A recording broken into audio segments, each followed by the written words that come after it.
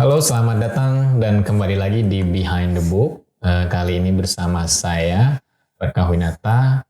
Dalam segmen About the Book kali ini, kita akan membahas perkara menjadi dewasa yang seringkali dialami oleh teman-teman usia 20-an. Banyak dari kita semua yang dulu saat usia 20-an tuh merasa bahwa apakah pencapaian kita itu selama ini sudah sesuai yang kita harapkan. Apakah orang yang sudah sampai duluan di titik yang dia tuju itu lebih duluan dari kita atau kita sebenarnya sudah ketinggalan jauh. Dan bersama saya kita akan membahas tentang seluk-beluk tentang kedewasaan bersama Chandra. Dengan Mas Chandra Permana, penulis dari buku Bismillah, Aku Baik-Baik Saja dan Aku Belum Siap Dewasa. Jadi urutannya sebenarnya yang pertama adalah Aku Belum Siap Dewasa. Betul. Ya. Baru setelah itu Bismillah, Aku Baik-Baik Saja. Yang sebenarnya baru banget terbit ya. Betul. Oke, mungkin aku start dulu dari yang buku ABCD ya. Oke. Tapi sebelumnya gimana kabar dari Mas Chandra? Alhamdulillah baik. Alhamdulillah. Mas Barga gimana kabarnya? Baik, alhamdulillah. Ya, topik kita kali ini kan menjadi dewasa ya. Betul. Yang sebenarnya nggak pernah ada jawaban pakem yang pasti. Sebenarnya orang dewasa tuh sudah sampai di umur berapa kan? Karena itu mungkin sesuatu yang berbeda antara umur dengan kedewasaan. Jadi menurut Mas Chandra tuh dewasa itu tuh sebenarnya titik sampai di mana sebenarnya orang bisa disebut dewasa? Baik. Bismillahirrahmanirrahim. Baik, terkait tentang pendewasaan memang Mas. Jadi kita nggak bisa mengukur kedewasaan itu hanya tentang dari umur. Tapi dewasa itu adalah merupakan proses, bukan tentang aku udah dewasa atau belum dewasa. Tapi dewasa itu sendiri merupakan proses bagaimana? Proses mematangkan diri dari cara kita bertindak, dari cara kita berpikir, dan dari cara kita berucap. Jadi banyak juga anak muda yang mungkin usianya 20 tahunan, tapi orang-orang di sekitarnya tuh ngelihat dia kayak orang dewasa banget. Bukan karena fisiknya, bukan karena ngelihat dari tampangnya, bukan, tapi karena sikapnya, cara dia berpikir, cara dia berucap. Dan sebaliknya ada juga orang yang mungkin udah usianya di atas 40-30 tapi sebagian masih terlihat seperti anak kecil, dan itu tentang prosesnya itu, proses pematangan dari cara berpikir, sikapnya, dan bagaimana dia cara berucap, seperti itu. Oke, jadi memang ada faktor tadi ya, cara berpikir, cara berucap. Iya, betul. Dan satu lagi dan tadi, sikapnya. Dan sikapnya. Itu yang membuat orang bisa menilai bahwa kamu sudah mencapai tingkat kedewasaan ini atau belum. Bukan berdasarkan dari umurnya. Yes. Nah, dan seringkali kan kalau orang sudah melewati masa kanak-kanak, kemudian masa remaja, baru remaja kan berakhir di 19 tahun. Lalu masuklah ke 20. Nah, 20 ini kan sebenarnya masa genting ya, 20 ketika sudah lulus sekolah, sudah lulus mau lulus kuliah, bahkan sudah lulus sekolah pun dipertanyakan kamu kuliahnya di mana, jurusan kamu sudah benar atau belum. Sementara ada capaian misalnya, temanku udah kuliah di sana, atau temanku udah dapat kerja di sesuatu yang dia inginkan gitu. Nah, sebenarnya bagaimana sih kita menyikapi bahwa kita tuh udah sampai di titik yang kita mau belum siapa, kita tuh sebenarnya sedang ketinggalan gitu sih sebenarnya, karena kebanyakan insecure di situ di usia 20-an. Betul. Gitu. Oke. Emang sih di usia 20-an tuh rentan banget ya kita overthinking.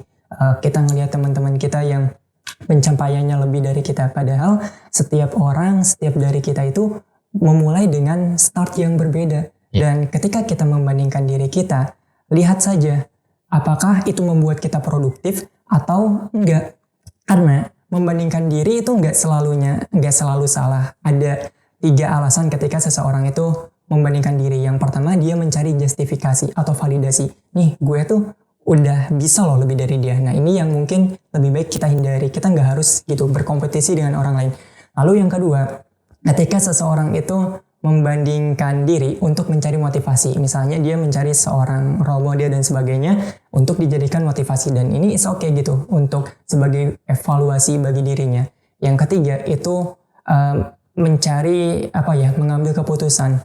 Misalnya kita punya target kuliah di suatu universitas, Terus kita ngelihat di sana apakah lulusannya seperti apa, lalu banyak dari lulusan itu kerjanya seperti apa. Nah mungkin seperti itu. Cuman sekali lagi ketika kita melihat secara overdosis yang ngebuat kita nggak produktif, maka itulah yang menjadi masalah.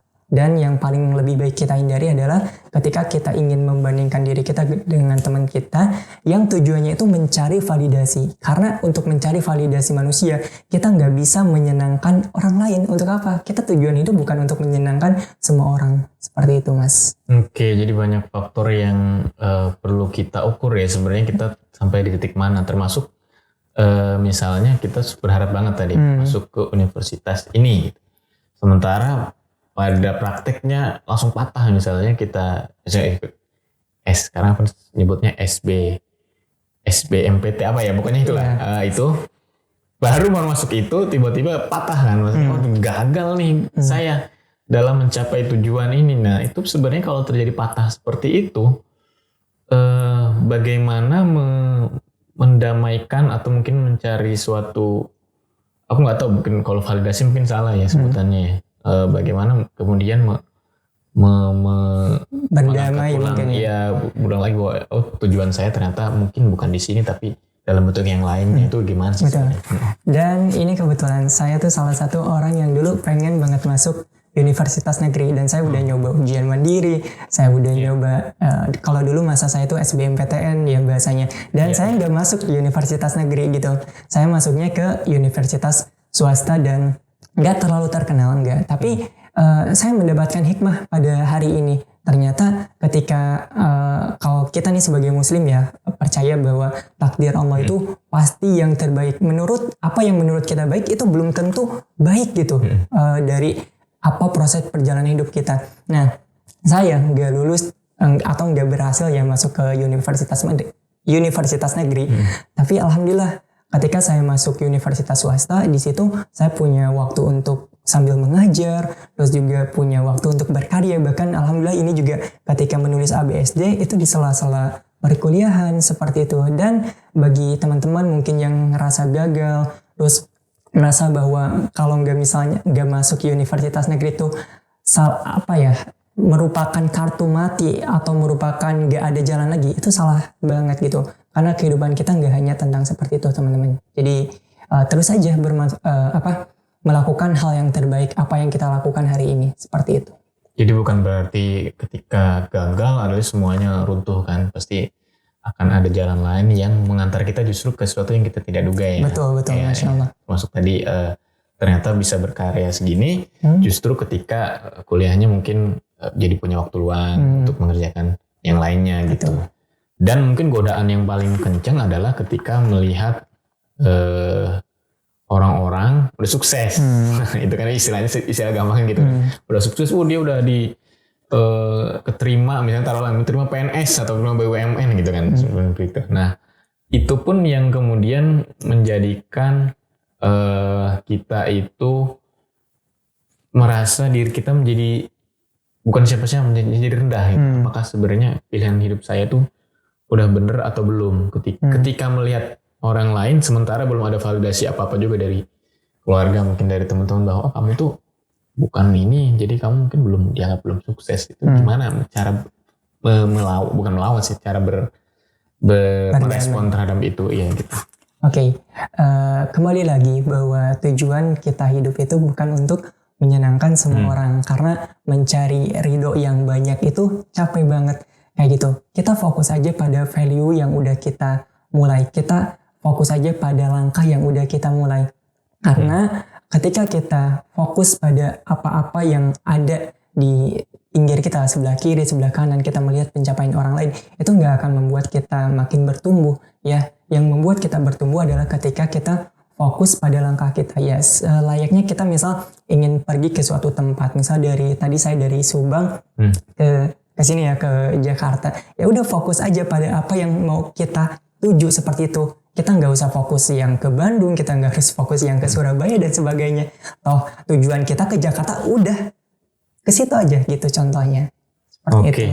Itu kan tadi aku dengar tentang bagaimana saran-saran dan juga kalimat, maksudnya saran dari Mas Chandra kan. Kalau Mas Chandra sendiri gimana ketika itu proses terjadi?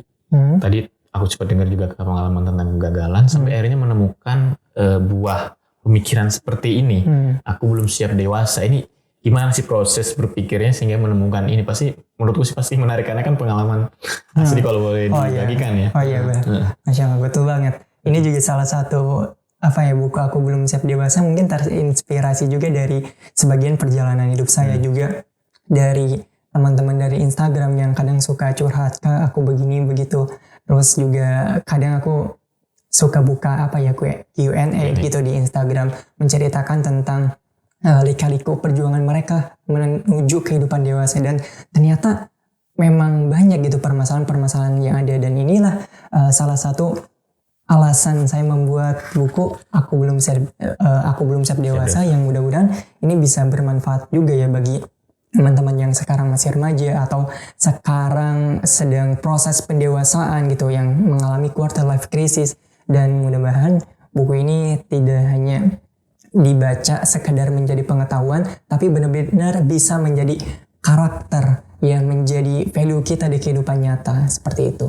Oke, jadi memang dapatnya justru dari cerita-cerita teman-teman nih. Iya betul. Bahwa banyak orang-orang yang punya kekhawatiran akan kehidupan dewasa. Oke. Seperti itu.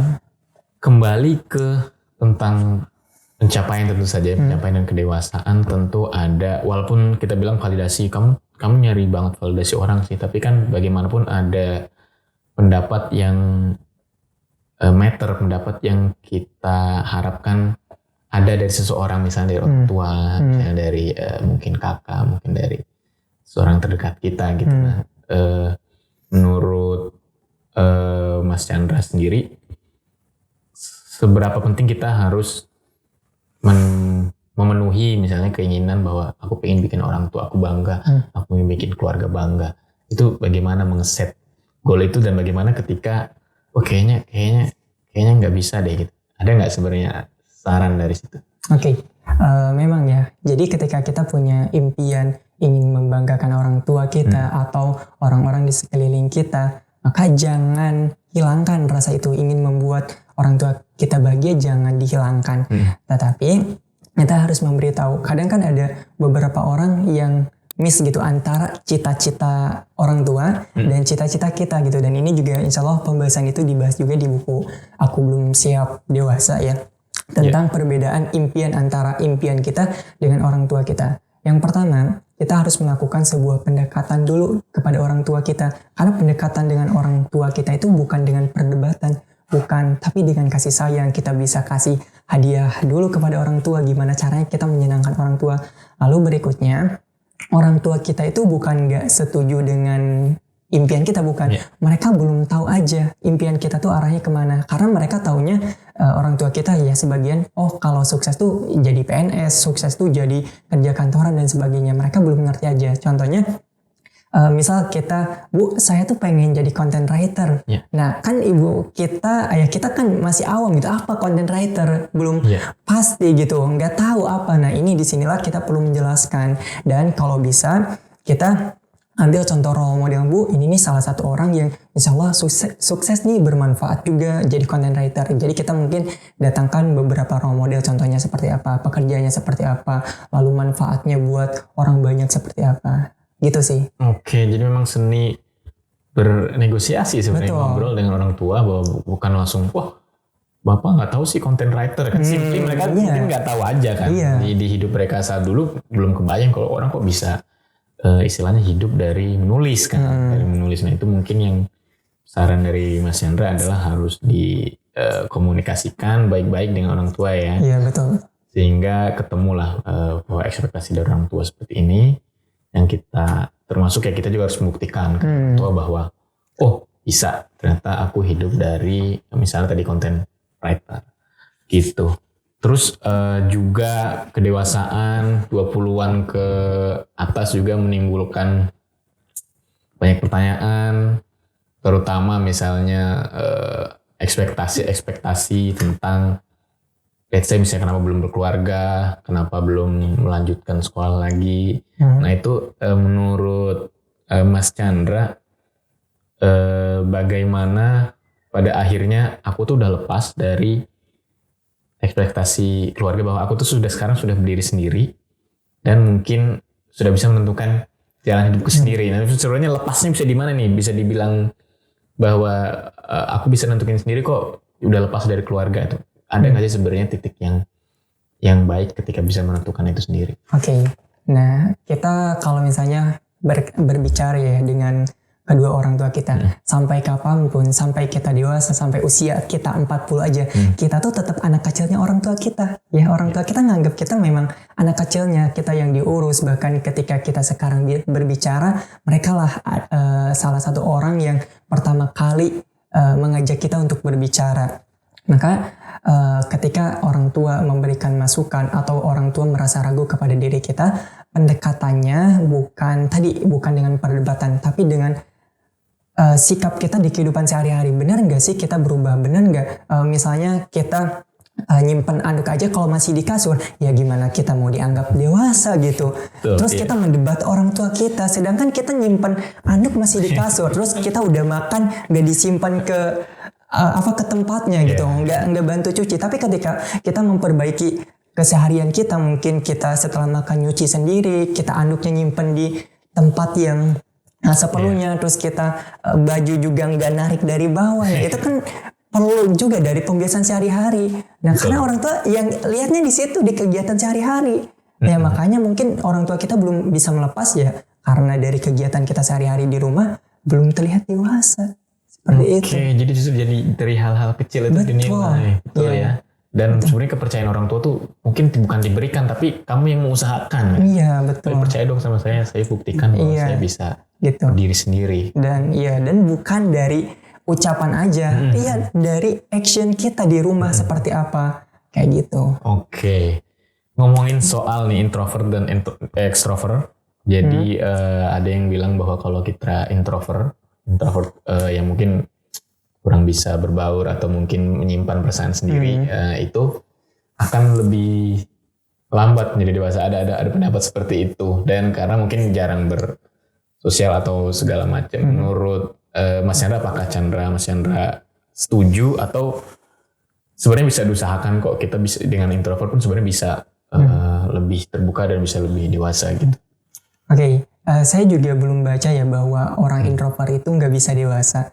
Dan mungkin dari sebagian kita tuh masih salah mendefinisikan antara introvert dan extrovert. Kebanyakan dari kita ya, atau sebagian deh, mendefinisikan bahwa introvert itu orang yang nggak bisa public speaking, orang yang nggak bisa bergaul, orang yang suka murung dan sebagainya. Padahal introvert tuh banyak juga orang-orang introvert yang mereka bisa public speaking, mereka bahkan memimpin perusahaan, memimpin sebuah organisasi, atau mereka banyak teman. Karena yang beberapa artikel, beberapa paper yang saya baca, introvert itu bukan tentang pemalu atau enggak, tapi introvert itu hanya dari mengambil energinya dari mana. Dan memang orang-orang introvert ketika mereka lelah dalam bersosial, ngobrol, cara mereka mengisi energi itu memang menyendiri, me time, seperti membaca buku dan sebagainya. Jadi gak ada korelasinya gitu antara introvert dan extrovert itu menuju pendewasaan, karena proses pendewasaan itu setiap orang perlu memperjuangkannya.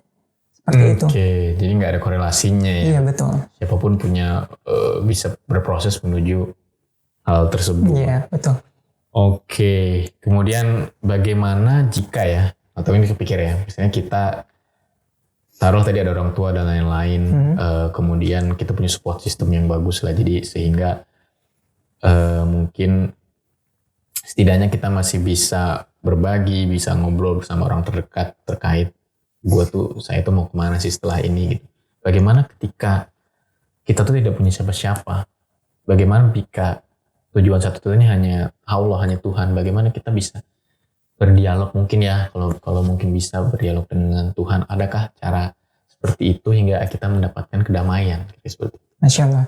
Dan inilah ketika Allah yang menguji kita dengan mungkin kita merasa nggak ada siapa-siapa, nggak ada satu makhluk pun yang bisa nolong kita, nggak ada satu teman pun, nggak ada satu keluarga pun yang bisa menyupport kita, maka disitulah justru kesempatan terbaik untuk kita mendekat kepada Allah Subhanahu Wa Taala. Karena sejatinya yang dapat mewujudkan cita-cita kita. Itu hanya Allah Subhanahu wa taala yang memudahkan kita. Bahkan sekarang kita bisa berpikir, sekarang kita bisa berucap, itu atas karunia Allah. Allah yang telah memberikan nikmat kepada kita. Maka ada ayat yang saya hafal, wa may yattaqillaha yaj'al lahu makhraja. Barang siapa yang bertakwa kepada Allah, maka Allah berikan jalan keluar. Maka di sini bagi kita seorang muslim, orang-orang yang beriman, jangan sampai kita ragu atas pertolongan Allah. Mungkin kita ragu kepada potensi kita, mungkin kita ragu pada skill kita, pada networking kita, tapi jangan sampai kita ragu pada pertolongan Allah Subhanahu wa taala, karena Allah mudah sekali mewujudkan cita-cita kita. Yang terpenting adalah kita jujur kepada Allah Subhanahu wa taala. Nah, ada hadis, intasduqillah yasduqa. Barang siapa yang jujur kepada Allah, maka Allah akan wujudkan cita-cita kita. Seperti itu, Mas. Oh, Masya Allah. Jadi memang ada kekuatan besar yang sebenarnya kita selalu bisa memohon kepadanya ya. Kita selalu bisa ngobrol, bisa curhat juga. Sebenarnya nggak masalah kan curhat. Kita datang kepada Allah, kita ceritakan apa yang kita rasakan. Dan insya Allah akan ada jalan keluar lah ya. Akan ada pendamaian dari situ ya. Selain dari semua juga teman-teman kita yang dekat dan juga keluarga-keluarga kita. Betul. Nah, ngomongin soal tadi tentang bagaimana kita akhirnya datang kepada Allah, memang pada usia 20-an atau usia tertentu lah, mungkin ada juga mungkin kemarahan dari seseorang yang merasa bahwa aku sudah mencoba semuanya, aku udah gagal berkali-kali, aku udah jatuh ke jurang yang paling dalam, tetapi kok rasanya Allah itu mungkin ya tidak ada menolong aku gitu. Apakah hal tersebut itu wajar atau sebenarnya ada sesuatu yang belum dia lakukan sehingga tidak ada pencerahan dari Tuhan gitu? Oke. Terkait ini sangat tidak wajar karena kita udah suudzon sama Allah ya. Seperti itu. Padahal Allah tuh pasti ngasih yang terbaik, ngasih solusi yang terbaik. Cuman kita tuh seringkali menganggap bahwa impian kita tuh ini loh yang terbaik. Padahal Allah mengalihkan atau memberikan jalan yang lain itu karena Allah tahu bahwa yang terbaik untuk kita tuh di hal lain yang gak sesuai dengan keinginan kita. Lalu yang berikutnya, ketika seseorang, aku tuh udah ibadah, aku udah sholat malam, aku udah berdoa, kenapa Allah belum mengabulkan doa-doa aku? Kenapa Allah belum menolong aku? Kan ada sebagian orang seperti itu. Nah, padahal kalau misalnya kita telusuri lebih dalam, kalau kita resapi lebih dalam, ketika kita berdoa, ketika kita sholat malam, ketika kita sholat duha, padahal itu adalah pertolongan Allah sendiri. Karena gak semua orang ketika mereka merasakan keterpurukan, ketika mereka merasakan hancur, yang didatangi Tuhan.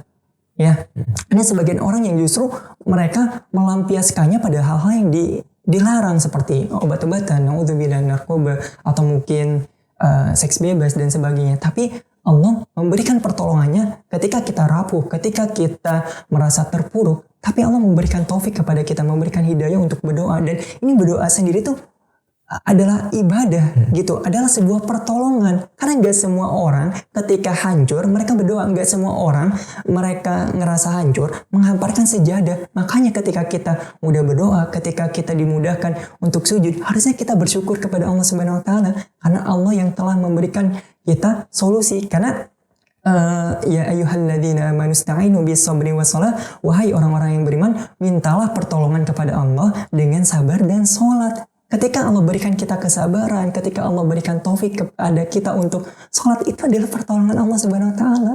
Kita nggak dialihkan pada hal-hal yang lain yang membuat kita justru lebih hancur.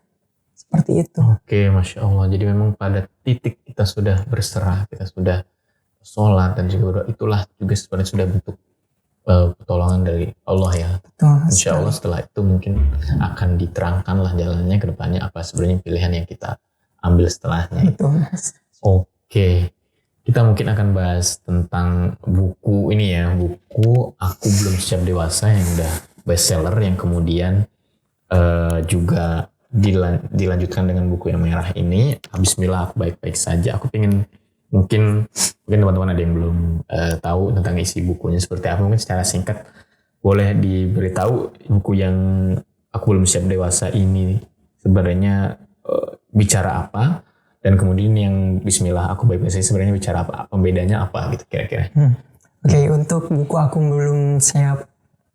Untuk buku aku belum siap dewasa ini sebenarnya yang tadi udah kita obrolkan ya Mas Barka ya. Jadi membahas tentang remaja-remaja gitu ya yang beralih kepada proses pendewasaan, mereka yang udah mulai overthinking terhadap masa depan dan sebagainya. Ya, lalu berikutnya untuk buku ini Bismillah Aku Baik-Baik Saja ini lebih membahas tentang kesehatan mental tapi dalam perspektif Islam hanya saja dituangkan dengan bahasa-bahasa yang sederhana tentang kesedihan di masa lalu. Ini juga ada dibahas tentang kecemasan di masa depan memang karena yang sepengetahuan ya sependek pengetahuan saya ada dua hal yang membuat seseorang yang bersedih gitu secara berkelanjutan. Yang pertama dia mensedihkan masa lalu, jadi dia terpuruk ketika punya masa lalu, mungkin masalah dengan orang tuanya, pernah berbuat salah yang fatal banget ya, terus atau dia mencemaskan masa depan kayak gitu secara berlebihan, nanti aku bagaimana dan sebagainya. Jadi memang sebenarnya masih ada keterkaitannya, cuman kalau yang Bismillah Aku Baik-Baik Saja itu dituangkan dengan versi lebih religi lagi seperti itu. Oh jadi kalau ini mungkin lebih universal mungkin ya. Betul. Cuman yang ini bisa dituangkan dengan lebih religi. Lebih religi lagi, lebih pendekatan dengan kepada bagaimana caranya kita menyerahkan segala urusan kepada Allah Subhanahu Wa Taala. Terus bagaimana caranya kita menerima takdir-takdir yang apa yang Allah tetapkan kepada kehidupan kita dan sebagainya. Oke. Dalam proses kreatifnya apa bedanya? Apakah mungkin mengambil referensi mungkin dengan kajian-kajian tertentu atau ada hal yang dilakukan ketika membuat kedua buku ini gitu? Oke, betul. Kalau misalnya yang buku merah ini beberapa referensi seperti buku-buku agama yang pernah saya baca, juga kajian offline, faedah-faedahnya, kajian online juga yang insya Allah bermanfaat juga, dan beberapa referensi lainnya, beberapa website yang saya ambil diantaranya adalah websitenya ufid.com dan insya Allah itu bermanfaat karena yang sepengetahuan saya di ufid.com itu memang lebih kesohiannya tuh lebih terfilterisasi, jadi nggak sembarangan seperti itu. Ya, seperti yang kita tahu kan sebenarnya buku pertama ini kan bestseller, bagus lah sambutan dari teman-teman yang mendapatkan manfaat dari buku ini, alhamdulillah ya. Bagaimana ketika kemudian dari penerbit kamu memutuskan mau menerbitkan ini lagi, adakah sebenarnya semacam kayak wah aku harus lebih baik dari buku pertama karena yang pertama udah bestseller kan, ada nggak sebenarnya pikiran-pikiran seperti itu? Oke, untuk saat-saat ini dari definisi lebih baik dari buku sebelumnya itu mudah-mudahan Allah berikan kejujuran atas apa yang saya ucapkan. Itu bukan lebih baik dari angka yang terjualnya, tapi saya ingin dari buku yang kedua ini lebih baik dari isinya, dari manfaatnya seperti itu. Karena untuk kualitas seseorang itu kan gak hanya dinilai dari angka aja. Kalau misalnya kita udah menilai diri kita itu berkualitas hanya dari sekadar angka aja, maka jangan heran kalau orang-orang, atau kita jangan baper kalau orang-orang nilai kita dari angka juga. Karena ketika kita mengejar angka, itu akan melelahkan hati kita. Ya, karena mental kita sekarang banyak down. Karena apa? Karena diantaranya adalah angka. Seperti itu. Ya, kita ngerasa tersaingi karena apa? Karena ngelihat angka. Terus kita misalnya like di Instagram menurun, terus kita sedih ngelihat apa? Ngelihat angka. Maka kenapa kita harus menilai kualitas itu hanya dari sekedar angka? Meskipun angka penting, tetapi bukan tujuan utamanya seperti itu. Jadi untuk beban yang pada buku ini justru yang ditakutkan adalah ini tidak lebih baik dari buku yang pertama. Lebih baik dalam artian dari isi kontennya dan juga dari manfaat yang dirasakan oleh para pembaca. Seperti itu sih. Oke, jadi justru harapannya adalah ini menjadi lebih baik ya. Betul. Baik secara konten dan manfaat bagi para pembaca. Dan Chandra sendiri kan sebenarnya dalam usia 20-an kan, dan juga menulis tentang aku belum siap dewasa ini, bagaimana sebenarnya itu kan sebenarnya berproses, jadi sambil menulis sambil berproses. Di saat itu Chandra merasa apakah misalnya saat menulis yang pertama kemudian ada yang coba disempurnakan di yang kedua, karena mungkin bertumbuh juga kan saat ini, mungkin umur yang 20 sekian, ini umur 20 sekian gitu kan. Apa yang usaha dari Chandra lakukan untuk menyempurnakan dari pemikiran-pemikiran Chandra ke buku yang kedua? Oke. Sebenarnya bukan menyempurnakan ya, tapi lebih menambahkan atau memperbaiki yang kurang ya, tentunya dengan kita mencoba menggali referensi yang lebih banyak, atau kita lebih berhati-hati lagi dalam menulis. Jangan sampai kita menulis sesuatu yang justru hanya sekadar kita mengajak para pembaca itu kepada penulisnya, padahal para ulama itu mereka menulis buku, mereka melahirkan sebuah karya, kitab-kitab, itu bukan mengajak kepada diri mereka, tapi mengajak kepada bagaimana para pembaca itu bisa mengingat Allah, bisa memperbaiki dirinya, bisa berbenah diri, seperti itu. Jadi bukan mengajak pada penulisnya. Kalau penulisnya ya siapa gitu, kita sebagai penulis hanya sebagai perantara aja. Kita punya gagasan, kita punya beberapa ilmu yang bisa disampaikan, ya silakan bagi para pembaca, semoga bisa mendapatkan manfaat, dan kita sebagai penulis juga bisa dapat manfaatnya juga dari pahala jariah dan sebagainya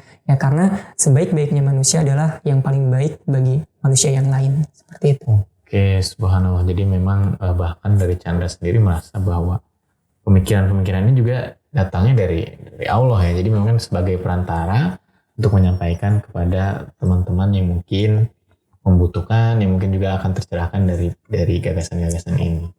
Gitu. Mungkin itu akan menjadi penutup sesi kita kali ini, Mas Hendra. Terima kasih banyak sudah membagikan ilmu-ilmu yang mencerahkan buat aku juga, dan mudah-mudahan bagi teman-teman baca di sini bisa juga mendapatkan manfaat dari obrolan kita kali ini. Oke, jadi buku Aku Belum Siap Dewasa dari Chandra Permana dan buku Bismillah Aku Baik-Baik Saja sudah tersedia di Gramedia dan Rebel Fiksi, Bumi Fiksi, dan toko-toko buku online lainnya. Jadi buat kamu yang ingin mendapatkan buku ini sudah bisa dibeli, dan belinya yang asli, jangan beli yang bajakan. Terima kasih sekali lagi buat Mas Chandra untuk sharing-sharing hari ini. Mudah-mudahan bisa ketemu lagi di lain kesempatan. Terima kasih teman baca yang sudah mengikuti. Sampai jumpa. Assalamualaikum warahmatullahi wabarakatuh.